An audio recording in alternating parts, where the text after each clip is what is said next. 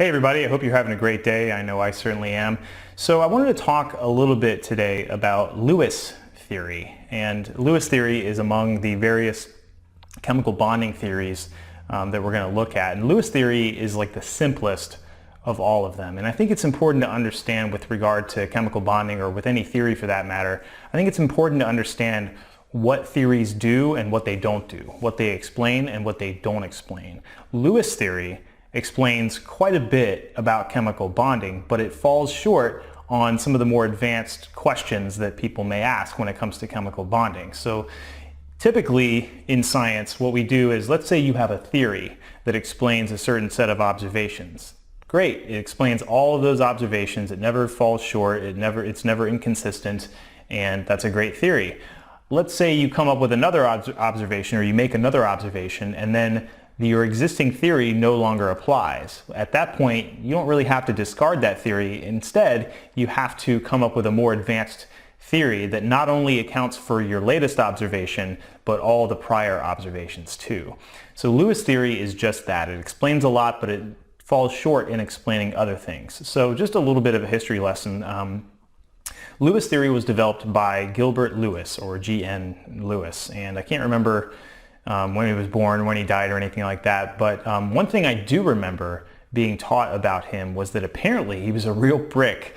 Like, nobody who worked with him liked him. But nevertheless, he was a genius, and his theory accounts for, like I said, a lot of observations that we see with chemical bonding, particularly how many bonds an atom of a given element will form, and how certain atoms will link up with other atoms in these various combinations that we see in all these molecular compounds. So it has to do with covalent bonding, which of course is the sharing of electrons between two nonmetals.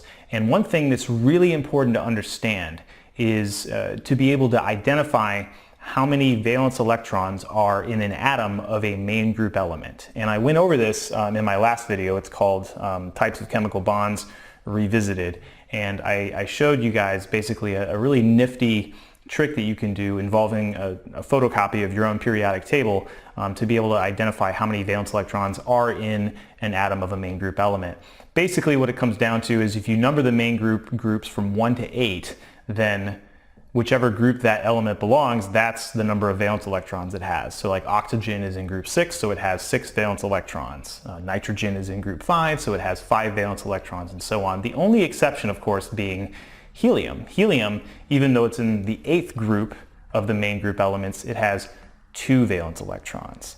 So really, in Gilbert Lewis's time, we didn't have like this fancy quantum mechanical model of the atom, so we can't really invoke the quantum mechanical model when it comes to Lewis theory. Instead, Lewis actually thought that the electrons were located, if you imagine the nucleus of an atom in the center of a cube, then the electrons are located, the valence electrons are located in like one of the 8 corners, or some combination of the 8 corners of a cube, which couldn't be more incorrect now that we know about the quantum mechanical model of the atom. But nonetheless, Lewis's model, however incorrect it was, it did account for a lot of observations, to the point where we still use Lewis theory today. We do Lewis dot structures. So again, identifying the number of valence electrons in an atom of a main group element is important, and then you can represent those valence electrons using dots, in which there are 2 dots per side. If you imagine like north, south, east, west, 4 sides around a chemical symbol, you would put 2 dots per side for a total of the number of valence electrons that atom has. And that's called a Lewis dot structure, or an electron dot structure for an atom. So again, Lewis theory, it can tell you the number of bonds a given element will form. And the number of bonds that an atom of that element will form depends on how many unpaired electrons there are, how many unpaired valence electrons there are around that atom. So again, let's say if you want to draw a Lewis dot structure for oxygen, right? Oxygen has 6 valence electrons, and if you look at the Lewis structure, I'll probably put a diagram or a visual over here on the screen for you, but oxygen's Lewis dot structure shows 6 total valence electrons. 2 of those valence electrons are unpaired. They don't have another electron right next to it on that particular side of the chemical symbol. And then the other 4 electrons are paired. And typically what Lewis theory says is it's the number of unpaired electrons that are going to determine the number of chemical bonds that that atom will form. So oxygen, having 2 unpaired electrons, will form 2 covalent chemical bonds with other atoms. And it turns out this is true. This is true. Oxygen nearly always forms 2 covalent bonds. Water, for instance, it's 1 oxygen bonded to 2 hydrogens. Oxygen forms those 2 covalent bonds, each with 1 hydrogen atom to get water. And if you look at hydrogen, well, hydrogen is in group 1, it has 1 valence electrons. As a result, hydrogen will only form 1 bond. So again, it's got 1 valence electron. It has to be unpaired because there's no other electrons to pair with it. So hydrogen will form 1 bond. If you look at nitrogen, for instance, nitrogen has 5 valence electrons. I'll put the Lewis structure right here for nitrogen.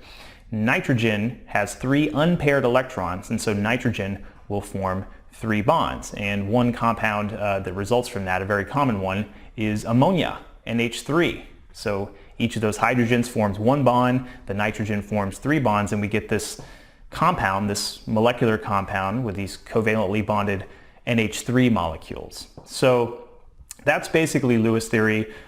It will tell you a lot. It will tell you how many bonds each atom will form, and in the videos that follow, videos that follow, we're going to go over how to write or how to construct electron dot structures or Lewis dot structures for a number of given compounds, a number of given molecular compounds. So again, that's what Lewis theory will do. What it won't do is tell you about the bond energies. It won't tell you anything about orbitals because, again, Gilbert Lewis didn't know anything about orbitals. There are other theories, particularly valence bond theory and molecular orbital theory, that are a little more advanced, and they will not only account for all the observations that are accounted for by Lewis theory, but they take it a step further and they actually account for things like molecular shapes, which we'll also talk about later on in this chemical bonding playlist. So that is it. I think this is a good place to stop. In the next video, we're probably going to go through the instructions for how to draw a Lewis dot structure, and there's a lot of implications that go along with that we're going to talk about in further videos. So I hope this video was helpful, and I hope you have a great day. All right, see ya.